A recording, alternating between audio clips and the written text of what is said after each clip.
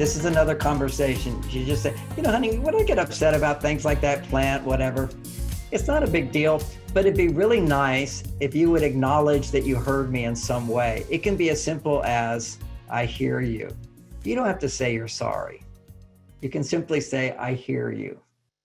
And that was really key, changed our marriage, because Bonnie would look at me, you forgot again, or you didn't call me, and it'd be like a stare. And I didn't know how to break into it. And I know what she was looking for is just what this woman said, is some kind of acknowledgement like, gee, I'm sorry. But when a man is in a defensive place, particularly over something small, he can't say, I'm sorry, and actually feel it. He can't. Because what happens to him under a small stress is blood flow stops to the emotional part of the brain. And I'm sorry is a feeling statement. What he can say very easily is, I hear you. That's it. He doesn't have that knowledge to say that. And there's no agreement between the two of them. You know, when I get upset about little things and I express it, I don't require an apology from you. I know you care. Just simply say, I hear you. That's good enough. And then we're done.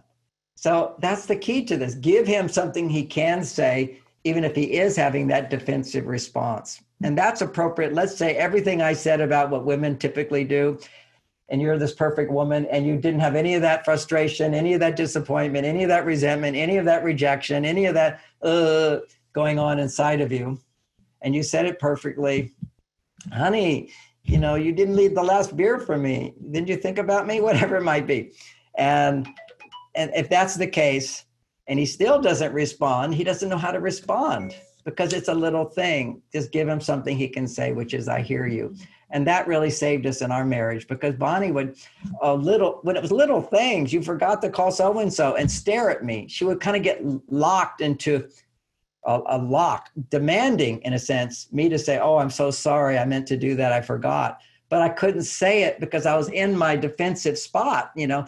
Ironically, men are more defensive when you get upset about little things than if you got upset about something big. If I did something big, I can hear it, okay? Because I deserve it.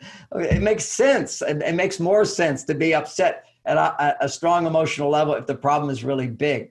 But to us, it doesn't make sense. Although it does make sense when I talked about the science, but men don't understand that, and it's not instinctive. So what you do is you just have little qualifiers and you have learning lessons of what you can say and what you can do.